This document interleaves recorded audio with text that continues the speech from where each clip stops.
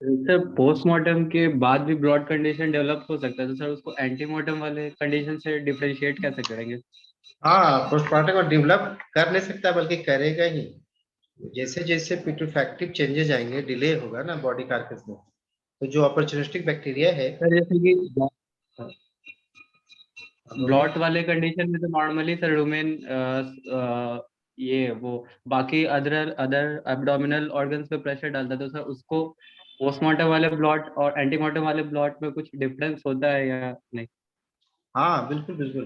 देखो, सिंपल सा फंडा ये रखिए, जब आपके पास इस तरह के ये मतलब दिमाग में आए कि ये एंटीमार्टम है या पोस्टमार्टम है, तो सबसे आसान तरीका ये ढूंढने का है कि एंटीमार्टम में चूंकि सर्कुलेशन बिल्कुल चलता रहता है, लाइफ लाइफ लाइफ कंडीशन में सर्कुलेटरी सिस्टम पूरा काम करता रहता है, इम्यून सिस्टम काम करता रहता है, तो बॉडी में कोई भी चेंज आएगा, बॉडी में कोई भी चेंज आएगा तो उसके लिए जो कार्डिनल साइंस ऑफ इन्फ्लेमेशन है, जैसे अभी हम लोग ब्लॉट का ही बातें कर रहे हो, तो ब्लॉट है, मान लीजिए एक्सटेंशन ऑफ द रिमेन हो रहा है, ठीक है, तो जो उसके ब्लड सप्लाई होंगे वहां पे कंजेशन होगा, कंजेस्टिव चेंजेस दिखेंगे, लेकिन आफ्टर डेथ अगर वो ऐसे एक्सटेंशन ऑफ रुमेन हो रहा है ड्यू टू गैस फॉर्मेशन, जो सैक्रोलाइटिक बैक्टीरिया को मौका मिल जाता है गैस फॉर्म करके उसको स्वेलिंग करने का, तो उसका म्यूकस म्यूकोसा को देखो, म्यूकोसा में कोई ऐसा कंजेस्टिव चेंजेस नहीं दिखेगा, ब्लड वेसल्स में कहीं पे ऐसा आपको ही नहीं दिखेगा, पुलिंग ऑफ आरबीसी दिख रहे हैं इस तरह का। तो इन्फ्लेमेटरी चेंज एकदम मस्ट है देखने के लिए,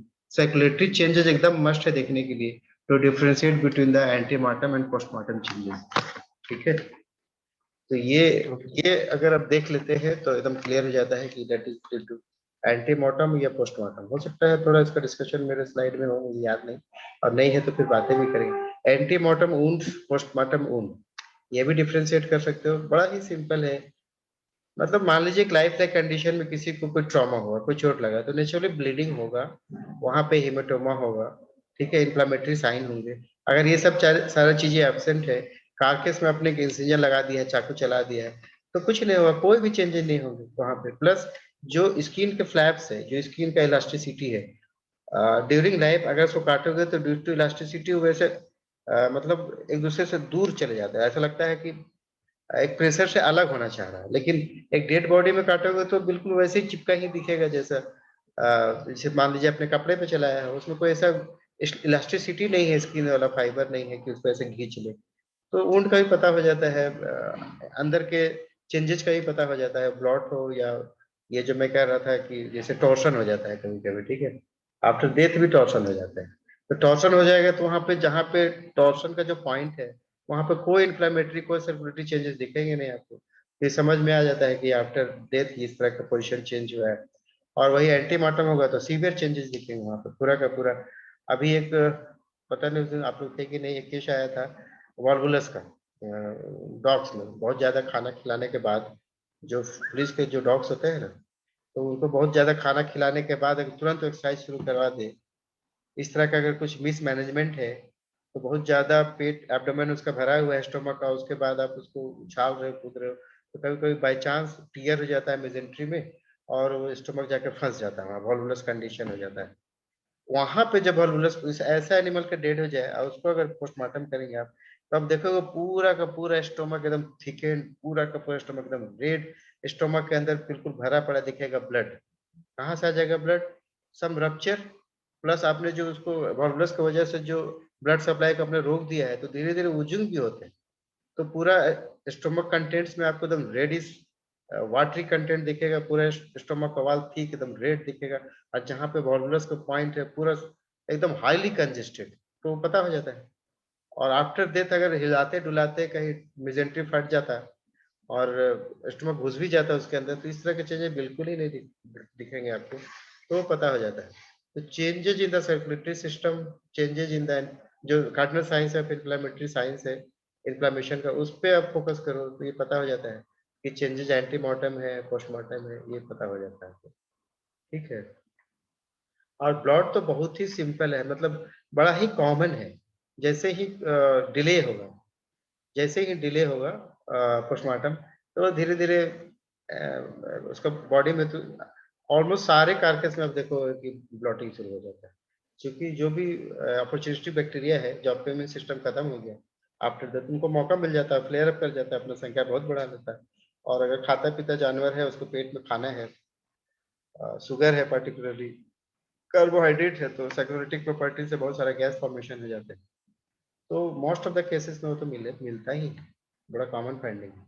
ठीक है। So coming to the internal examination, हमने क्या कहा था कि एक्सटर्नल जब करते हैं स्किन, जब स्किन रिमूव करते हैं तो हम लोग सबक्यूटेनियस टिश्यू को देखते हैं। ठीक है। कैसा होता है नॉर्मली, और मॉइस्ट टाइप का होता है। ठीक है। अगर वो कंजेस्टेड है, हेमरेजिक है, रेड दिख रहा है, तो समझ लीजिए कोई कंट्यूजन, कोई चोट का निशान है। येलोइस है तो एक टेरस हो सकता है, जॉन्डिस हो सकता है। ठीक है। और इन case of electric current at the site जहाँ पे करंट लगा है, वहां पे आपको हेमरेजेस कंजेशन दिख सकता है। ठीक है, इन द सबक्यूटेनियस एरिया।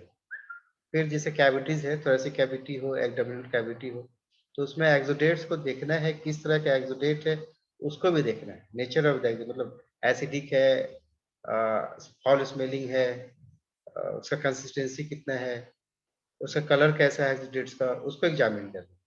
ठीक है। और ऑर्गन्स को इन सीटू सबसे पहले एग्जामिन करो, in situ for for any dislocation, जो अभी हम लोग बातें कर रहे थे। ठीक है। कोई चेंजेज हो जाए, एब्डोमिनल डिस्प्लेसमेंट हो जाए, कोई हर्निया कंडीशन है, कुछ भी है, इन सीटू पहले एग्जामिन करना चाहिए। इन सीटू से ही पता चलेगा आपको हर्निया वगैरह का। एक बार आप निकाल लोगे तो हर्निया पता ही नहीं चलेगा।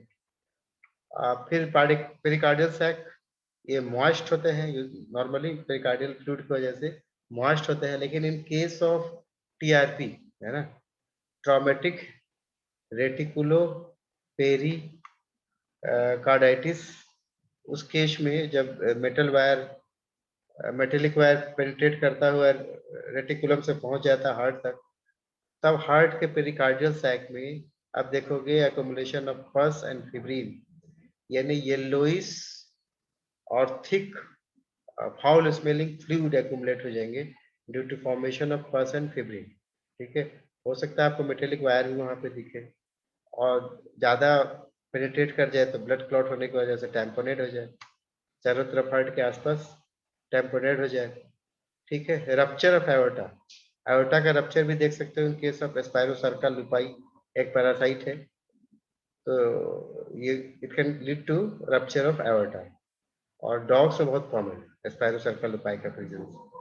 फिर आप हार्ट में देखिए एपिकार्डियम, इंडोकार्डियल हैमरेज, उसके एपिकार्डियम को देखिए प्लस इंडोकार्डियम को भी देखिए, उसमें haemorrhages indicative of septicaemia, toxaemia, enterotoxaemia, impaction, pyometra, इस तरह के केसेस में आपको हार्ट के आउटर वॉल और इनर वॉल में हैमरेजेस दिखेंगे।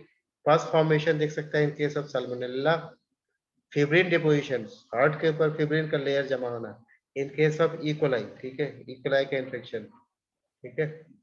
और अभी आपने पढ़ा नहीं है FMD, foot and mouth disease, उसमें जो काप्स होते हैं यानी यंग एज वाले जो एनिमल्स होते हैं, उसमें देखोगे उसके हार्ट पे मायोकार्डियम में टिग्रॉइड अपीयरेंस हो जाता है। ठीक है। टाइगर का जो स्ट्राइप्स होते हैं सर, टाइगर के बॉडी के ऊपर जो स्ट्राइप्स होते हैं, उस तरह का अपीयरेंस दिखता है in case of foot and mouth disease in young animals, particularly calves. अब उसका हार्ट चैम्बर भी देखो, हार्ट के अंदर क्लॉटेड ब्लड है या नहीं है, या क्लॉटेड है तो किस तरह का क्लॉटेड है, उसको नोट करके लिखना होगा। Presence of unclotted blood, presence of partially clotted blood, और clotted blood can be currant jelly या चिकन फैट। करंट जेली बिल्कुल रेड होगा, चिकन फैट कैसा होगा, येलोइश होगा। Currant jelly is due to RBC का क्लॉटिंग है, चिकन फैट जो क्लॉट होता है that is due to platelets. तो अगर यूजुअली क्या होता है कि हम लोग को रेड ब्लड क्लॉट देखने की आदत है, लेकिन हार्ट में कभी कभी या बड़े जो एओर्टा होते हैं, उसमें आपको कभी कभी अदर देन रेड, उसमें बिल्कुल फैट जैसा होता है ना, फैट घी जैसा होता है, उस तरह का आपको दिखेगा जमा हार्ट के अंदर में, येलोइश थिक।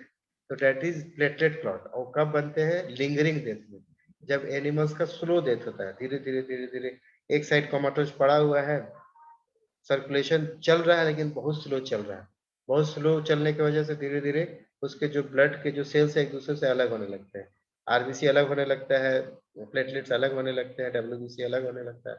तो उसके वजह से एक तरफ प्लेटलेट का फैट क्लॉट हो जाता है, एक तरफ आरबीसी के क्लॉट हो जाते हैं। तो लिंगरिंग डेथ, स्लो डेथ, बहुत ही ग्रेजुअल डेथ, बॉडी का मूवमेंट नहीं हो रहा है, जिंदा है, सर्कुलेशन स्लो चल रहा है, उस केस में आपको येलोइश क्लॉट दिखता है इनसाइड द बॉडी। तो अगर कोई ऑर्डर ये कहे कि इमीडिएट डेथ हो गया, हम तो पता ही नहीं चला, मेरा जानवर बीमार है और मर गया, और उसके बाद आप हार्ट में देख रहे हो कि प्लेटलेट क्लॉट है, तो उसका मतलब झूठ बोल रहा है, ठीक है, वो हाइड कर रहा है कंडीशन। अनलेस एंड अनटिल की कई दिनों तक वैसे पड़ा ना हो एक तरह से एक तरफ जमीन में, तब तक येलो क्लॉट बन ही नहीं सकता। तो ये एक आइडिया लग जाता है, ठीक है। Next coming to the respiratory system, तो अपर रेस्पिरेटरी ट्रैक्ट में, लैरिंग्स में, ट्रैकिया में आपको देखना है for congestion, for froth formation, lungs में पल्मोनरी एडिमा, काट के देखो पानी फ्रॉथ का प्रेजेंस, उसके अलविलाई में कुछ ऐसे चीजें जो यूजुअली नहीं होना चाहिए, जैसे होना क्या चाहिए, एयर होना चाहिए, मगर मान लीजिए घास के आ गए कुछ, डायटम्स है जैसे चीजें आ गए, तो समझ लो कि डूब के मरा है, चीजें उसके लंग्स में चले गए हैं विथ वाटर, है ना, पानी चला गया है। तो एस्पायरेटेड सब्सटेंस भी जा सकता है। कभी कभी जीप पकड़ के जानवरों को दवा देने की आदत होती है, तो जीप पकड़ के दवा देंगे तो हो सकता है एस्पायरेट करके वो मेडिसिन ही चला जाए, वो सिरप ही चला जाए लंग्स में। तो लंग्स के जो सब्सटेंस है उसको देखना चाहिए, ठीक है। लंग्स यूजुअली पिंक होते हैं, स्पॉन्जी होते हैं, स्पॉन्जी और पिंकिश होते हैं।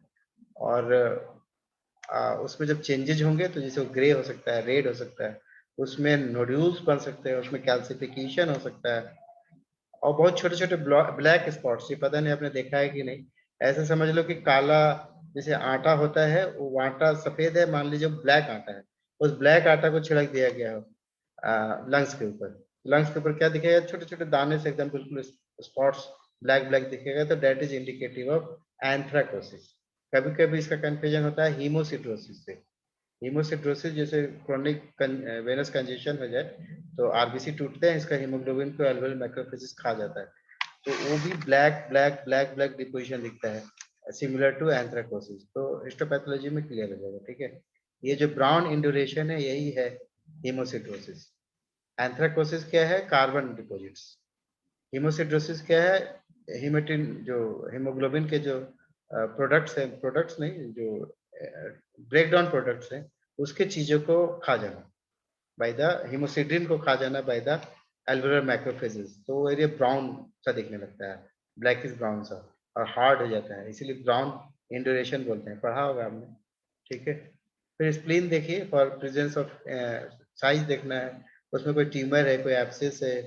किडनी, किडनी में देखो थोड़ा सा ये इंपॉर्टेंट है, किडनी के कैप्सूल को अगर आप हटाना चाहोगे, रीनल कैप्सूल को, तो आसानी से हट जाना चाहिए, मगर अगर आप हटाने का कोशिश कर रहे हैं और आसानी से नहीं हट रहा है, तो समझ लो कि उसमें इंटरेस्ट, उसमें नेफ्राइटिस हो गया।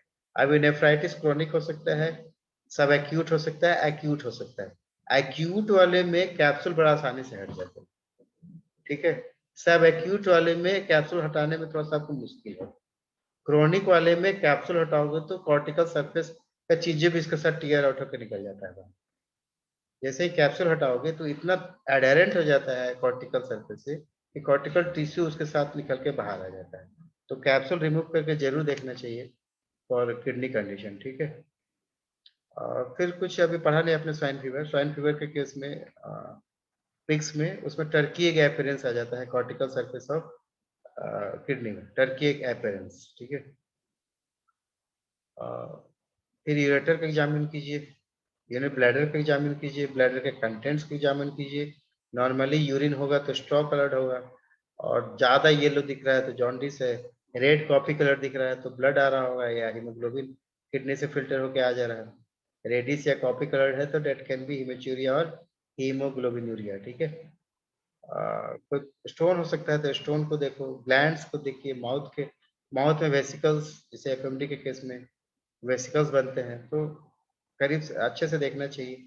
Brand leg deposition, brand leg deposition, brand जो जानवरों को देते हैं, क्या बोलते हैं, चोकर, हिंदी में चोकर बोलते हैं, उस तरह का डिपॉजिट अगर दिख रहा है गम्स में तो that is indicative rinderpest. अब रिंडर पेस्ट वैसे इंडिया में है नहीं, ठीक है। और अगर एकदम वुडन टंग हो गया है, टंग वुड की तरह एकदम टफ हो गया है, तो डेट इज इंडिकेटिव ऑफ एक्टिनोबैसिलोसिस, ठीक है। इस इसोफेगस को देखना है, कोई डायलिटेशन है, कोई स्टेनोसिस है, कोई चोक है, presence of any nodules, presence of any pustule, जो कि खासकर बर्थ के उसमें विटामिन ए डिफिशियंसी में पस्ट्यूल फॉर्मेशन हो जाता है एसोफेगस में, ठीक है। रुमिनेंट्स में ब्लॉट, ब्लॉट को एग्जामिन करना है, उसके कंटेंट्स को, रुमिनेंट कंटेंट्स को एग्जामिन करना है, सॉलिड है, सेमी सॉलिड है, लिक्विड है, कुछ इन्फेक्शन है, एक्सुडेशन है, वॉर्म्स है, स्टोन फॉर्मेशन है, फॉरेन बॉडीज है, उसका मिकोसा में इरोजन्स है, सब मिकोसा में इरोजन्स है, अल्सरेशंस, हैमरेज, परफोरेशन, ये आपको देखने होगा, ठीक है। स्टोमक को देखना है, इंटेस्टाइन को देखना है। इंटेस्टाइन में एक चीज मैं आपको बताऊं, मेरे लिए थोड़ा सा नया अनुभव था। इंटेस्टाइन को अभी आप खोलो मत, सिर्फ ऊपर ही ऊपर देखिए इंटेस्टाइन को, तो नोडुलर फॉर्मेशन अगर दिख रहा है, नोड्यूल फॉर्मेशन, तो ऐसा लगता है कुछ टीबी हो गया होगा, इस तरह की चीजें। लेकिन इंटेस्टाइनल कॉक्सिडियोसिस के केस में, एनिमल्स में इंटेस्टाइनल कॉक्सिडियोसिस के केस में नोड्यूल फॉर्मेशन हो जाता है, जो बड़ा सुपरफिशियल दिखता है आपको, मतलब सिरोसल एरिया से ही दिख जाता है। तो कॉक्सिडिया का प्रेजेंस देखना होगा आपको इंटेस्टाइन में। और इंटेस्टाइनल म्यूकस मेम्ब्रेन को थोड़ा स्क्रैपिंग कर लो, माइक्रोस्कोप में लगा लीजिए, तब भी आपको सिस्ट दिख जाता है। और रिंडरपेस्ट अभी है नहीं इंडिया में, लेकिन रिंडरपेस्ट के टाइम पे इंटेस्टाइन में जेब्रा मार्किंग दिखता था। इन case of swine fever, button ulcers, ulcers ऐसे जो बटन की तरह दिखे, ठीक है। नोडुल फॉर्मेशन हो सकता है in case of E coli, in case of tuberculosis, कुछ वॉर्म्स की वजह से। लीवर में अगर येलोइस दिख रहा है तो समझ लो जॉन्डिस है, और येलोइस और एकदम स्वेलन दिख रहा है और हाईली फ्रिजाइल है, छू रहे टूट जा रहा है, तो इसका मतलब वो फैटी चेंजेज हो गया, लीवर फैटी चेंजेज हो गया, ठीक है।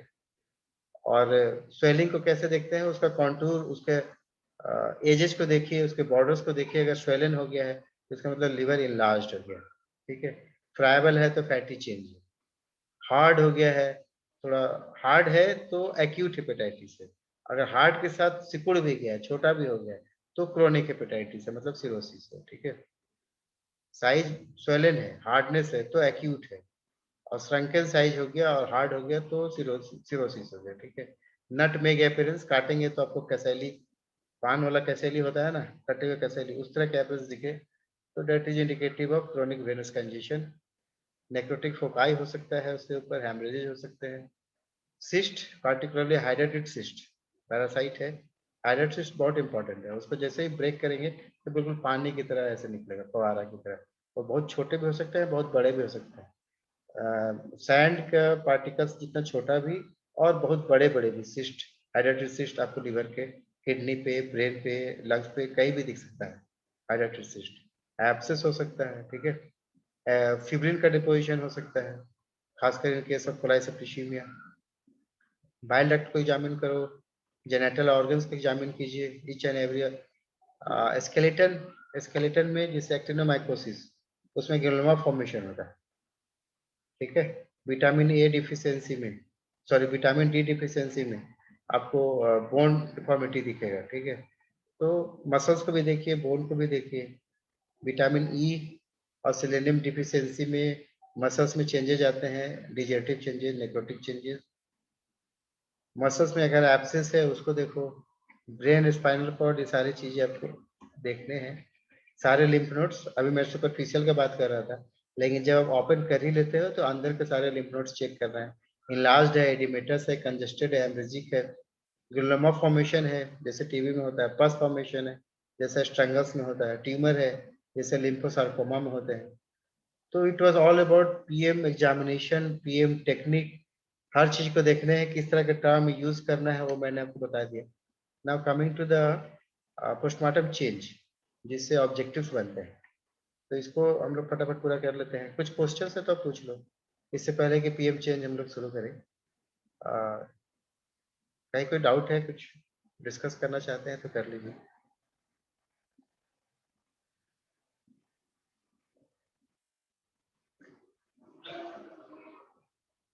चलो तो आगे बढ़ते हैं, ठीक है। तो आफ्टर डेथ बॉडी में कुछ चेंजेस आते हैं, विथ टाइम कुछ चेंजेस आएगा, that is called as postmortem change, ठीक है। तो एक पैथोलॉजिस्ट के पास ये नॉलेज होना चाहिए कि इन चेंज को समझ ले कि ये ड्यू टू पोस्टमार्टम है, मरने के बाद के चेंजेस हैं।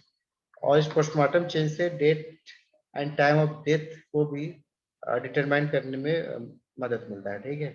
तो जैसे एक हो गया ऑटोलिसिस, आफ्टर डेथ बॉडी में ऑटोलिसिस होगा। ऑटोलिसिस क्या है? ऑटोलिसिस क्या है कि जो आपके सेल है, जो आपके बॉडी के अपने सेल्स हैं, तो due to death energy formation नहीं हो रहा है, तो जो सेल मेम्ब्रेन का इंटीग्रिटी है वो मेंटेन नहीं रहेगा।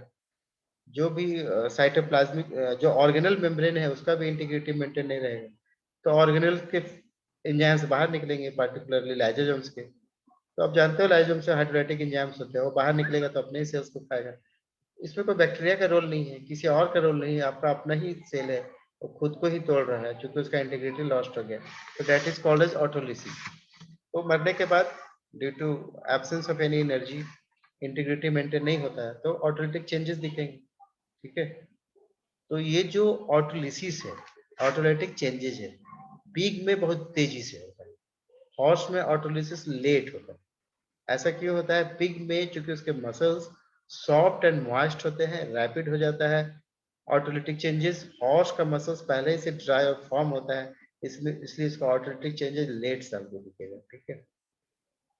और जो चेंजेस है वो टिश्यू टू टिश्यू वेरी करता है। Presence of bacterial flora, enzyme secretion, moisture substrate influence the postmortem autolysis.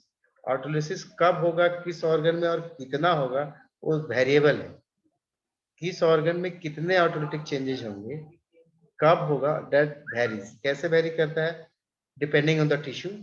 Naturally bone में बहुत लेट होगा, अभी होगा ही नहीं ऑटोलिटिक चेंजेस। ब्रेन में बहुत तेजी से हो जाएगा ऑटोलिटिक चेंजेस। या फिर बॉडी के अंदर फ्लोरा कैसा है, किस तरह के एंजाइम सेक्रेशन हो रहा है, तो ये सब डिसाइड करते हैं ऑटोलिटिक चेंजेस, ठीक है। Next coming to putrefaction. Putrefaction में दोनों चीज है, ऑटोलिटिक चेंजेस प्लस जो बैक्टीरिया अब आया, जो सप्रोफिटिक बैक्टीरिया है, उनका एंजाइम से जो ब्रेक डाउन होगा, प्लस जो आपका ऑटोलिटिक चेंजेस है, सब मिल के पूरी तरह से डिकम्पोज करेगा टिश्यू को, उसी को हम लोग बोलते हैं प्यूट्रिफैक्शन।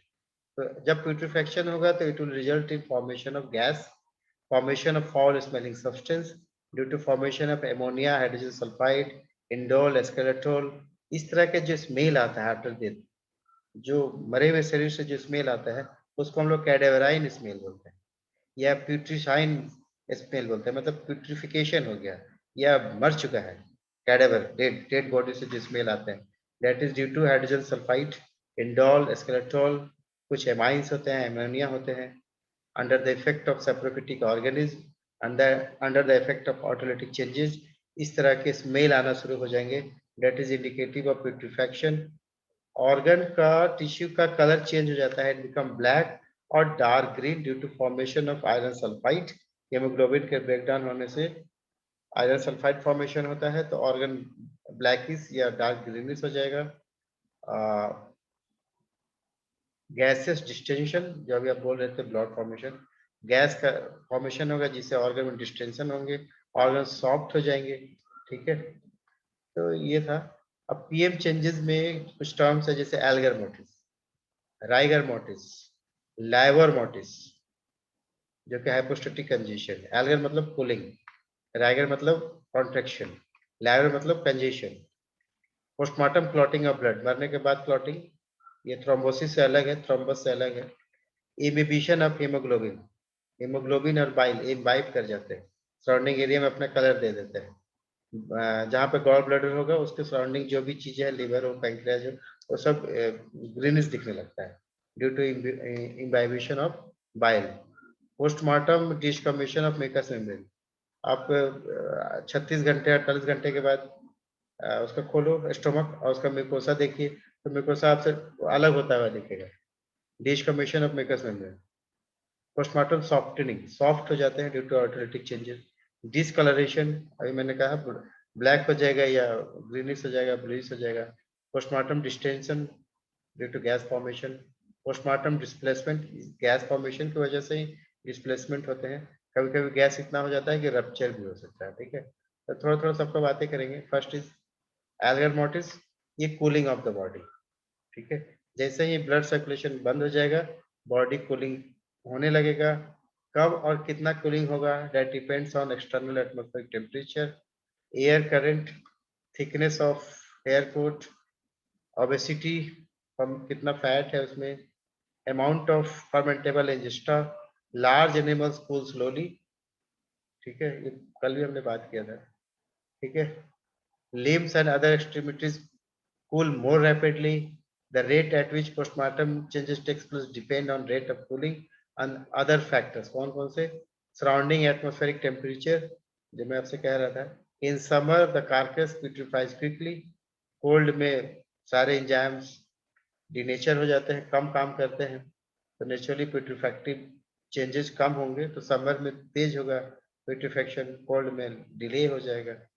State of the body at the time of death, मरने से पहले बहुत दौड़ा हो या बहुत हाई टेम्परेचर हो तो पीएम चेंजेस बहुत जल्दी आ जाता है.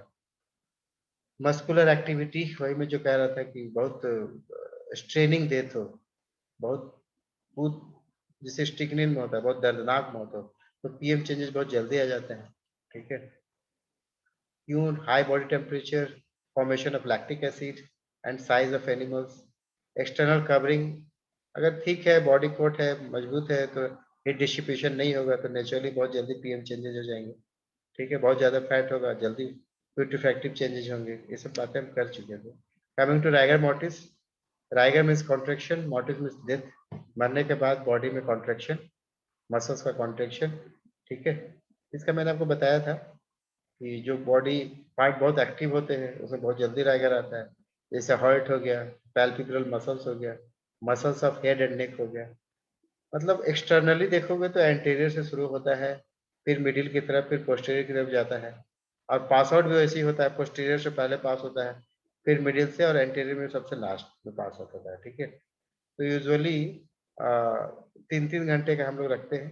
एंटीरियर 3 आवर्स, मिडिल में पहुंचने में 3 आवर्स, पोस्टीरियर तक पहुंचने में 3 आवर्स, यानी 9 आवर्स में पूरी बॉडी में सेटअप हो जाएगा, और उसके 3-3 घंटे के बाद पास आउट होने लगता है.